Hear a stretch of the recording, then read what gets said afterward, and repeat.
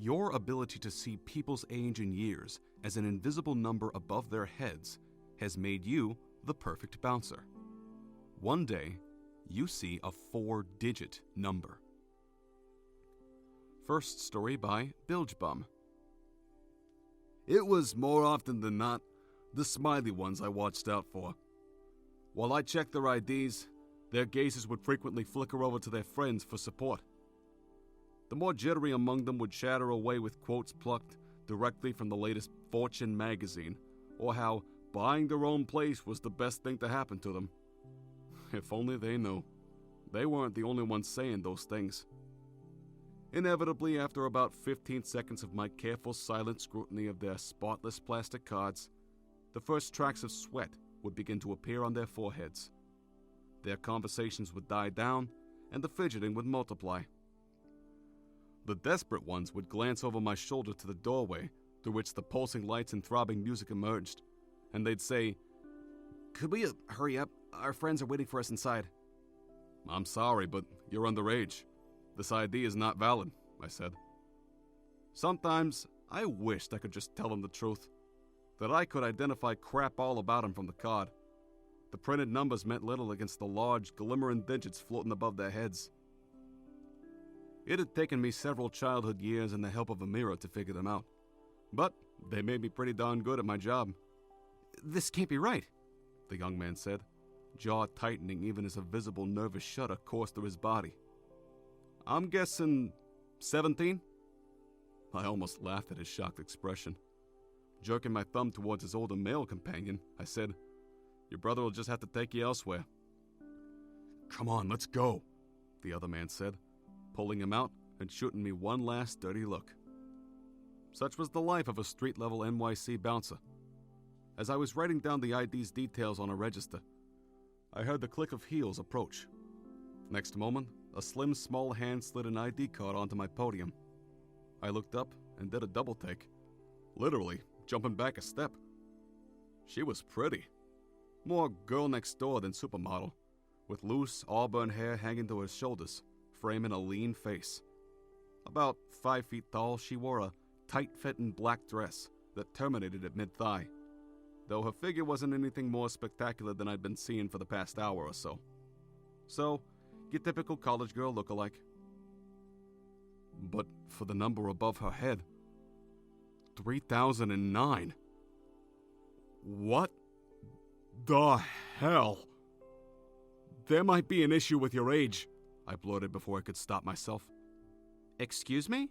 she said in a faintly European accent. Other than her mouth, the rest of her hadn't moved at all. Even the fingers clutching her purse in front of her were like cold marble. I could feel goosebumps popping up on my arms as I reached for her ID. "Sorry, just give me a moment to check," I said, darting furtive looks at the age number above her head, as though I expected it to change at any time. I'd never been wrong before. Maybe this was the first time? Her name was Helena Ritchie, born here in the U.S. 22 years ago. I ran the scanner over it. Clean. Damn. I'll just need a moment to register you into our system," I said. "Take your time. I've got plenty," she said. Her eyes remained cold above her smile. Once the process was done, I handed the card back to her. "Have a pleasant evening." She took the card and stalked off into the club. I felt tempted to go after her. So many questions were in my head. But that would mean revealing my gift. And one didn't go around spouting such nonsense so easily. So my dad had warned me. So I threw my attention back to the impatient and growing line of patrons waiting for me. The hours flew by. I kept an eye out for Helena among the clubbers trickling out.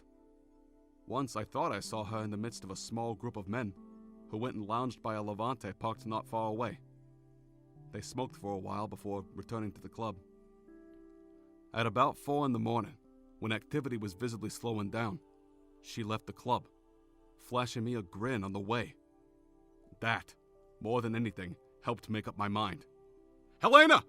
I called, jogging from my post to catch up to her. "There's something I want to ask you."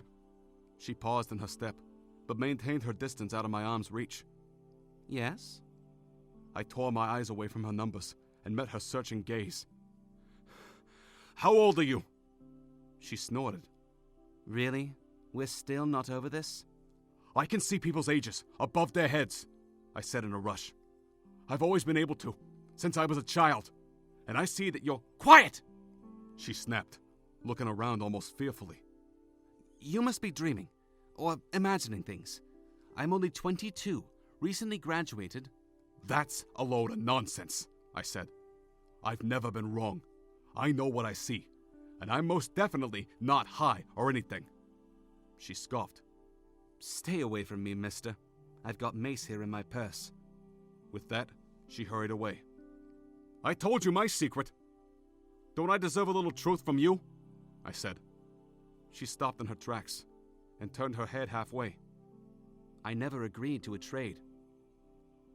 I won't say anything to anyone, I promise, I said. Seeing you is almost the same as NASA saying that alien life exists on the moon or something. Can't you imagine what that's like for me? For a long time, she remained quiet. I could almost see the gears turning in her head. At last, she said softly, Fine. Come, I'll show you. Elated, I followed. She didn't speak to me as we traversed the silent, shadowy streets, but I held my tongue as well. If I asked one question too many, she could turn me away. About 15 minutes later, we arrived at an unmarked red door in a back alley, sandwiched between two dumpsters. I frowned at our surroundings, suddenly realizing that if she wanted to rob me, or worse, I wouldn't be discovered until the next week, probably. She knocked on the door, but instead of a rapping sound, musical notes floated from somewhere inside. Then it swung open to reveal a heavily bearded giant of a man. His fierce gaze took one look at Helena, before his expression melted with warmth, and he wrapped his arms around her. Who is this? He said. With luck, someone smart enough to keep his life, she said. I tried not to gulp as the man held out a brick-like hand for me to shake. I'm Olander, he said. I'm Jeff. Pleased to— Holy crap, you're over 1,000 years old, I said.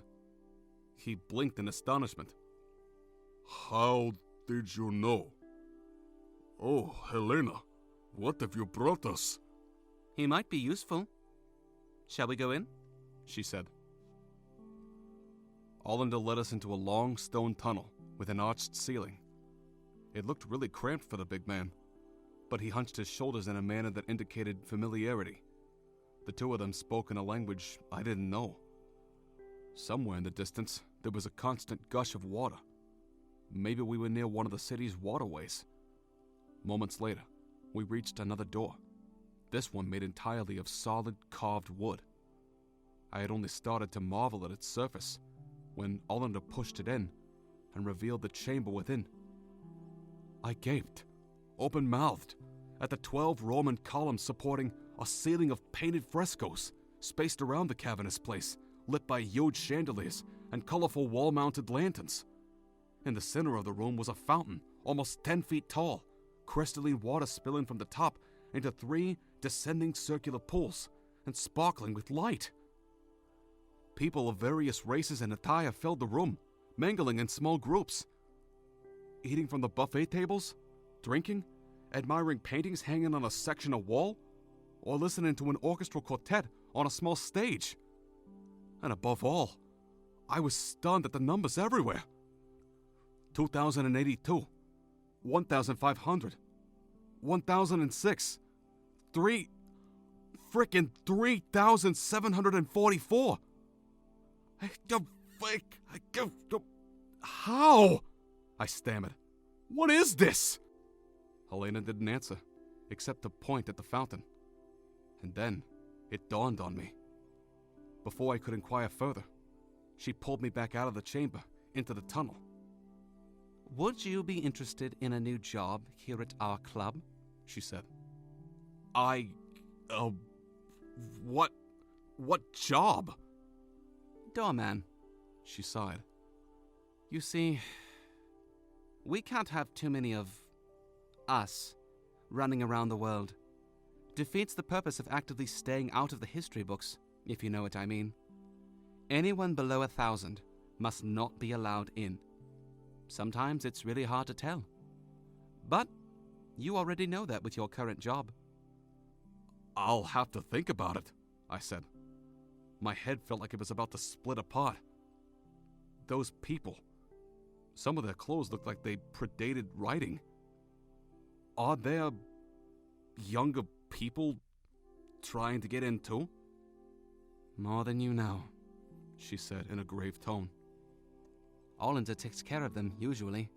But it's really insulting if you turn away the wrong patrons, and grudges can last for a long time with us.